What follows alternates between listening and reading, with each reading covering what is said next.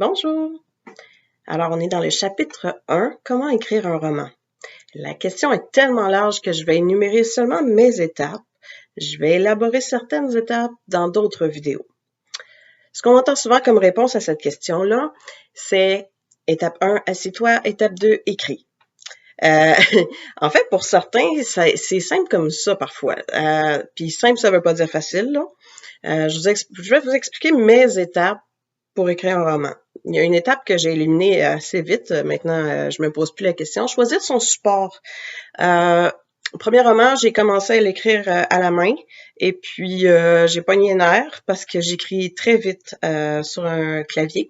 Donc, je suis passée à l'ordinateur assez rapidement et j'utilise Word principalement et j'enregistre toujours tous mes documents dans Dropbox pour moi.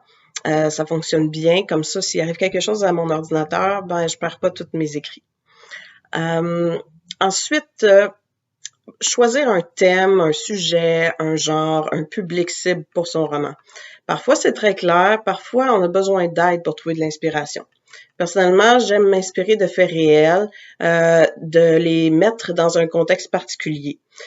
Niveau genre, j'ai une préférence pour le fantastique, c'est-à-dire c'est des éléments surnaturels ou du merveilleux dans le monde qu'on connaît, peu importe l'époque.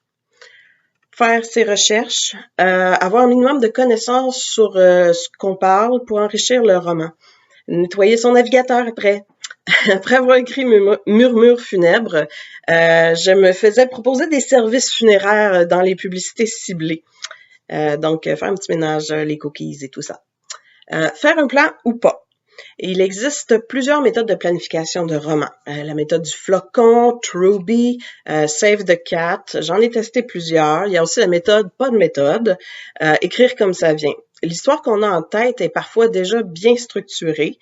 Je dirais par contre l'avantage d'avoir même un tout petit plan, c'est que ça élimine très souvent le syndrome de la page blanche. Étape 5, écrire. Certains écrivent et corrigent en même temps, d'autres préfèrent écrire toute l'histoire d'un bout puis corriger après. Les deux fonctionnent tant que ça vous freine pas dans votre élan. Personnellement, ça dépend de comment je le sens. Parfois, j'ai besoin de tout sortir l'histoire sans regarder en arrière. C'est dans ces moments-là que le roman s'écrit extrêmement vite.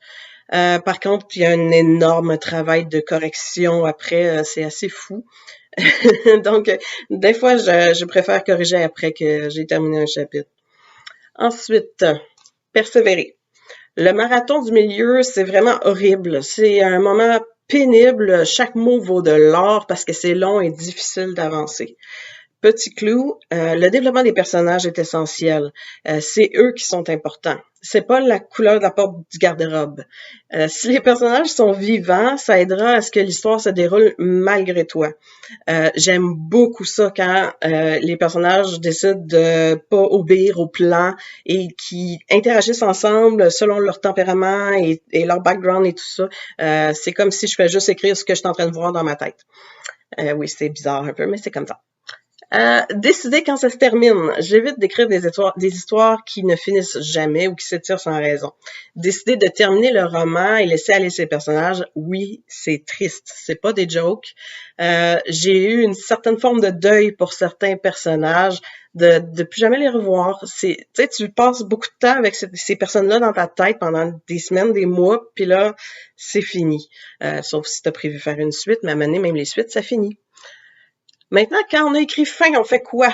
Tu as le choix de prendre une pause avant de commencer la relecture et les corrections, surtout si tu fais une déprime post-fin de roman, comme j'en fais à chaque fois à peu près. Moi, ça dure 2 semaines, 3 semaines, parce que tout est lourd puis tout est triste.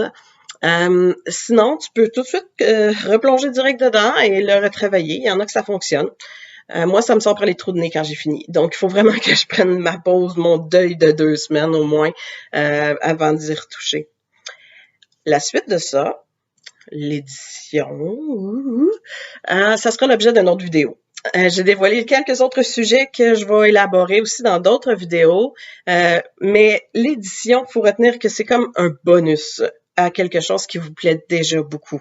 C'est un privilège, ça vient pas automatique, c'est pas parce que t'écris que tu vas être publié. Les statistiques sont vraiment très intéressantes à ce niveau-là.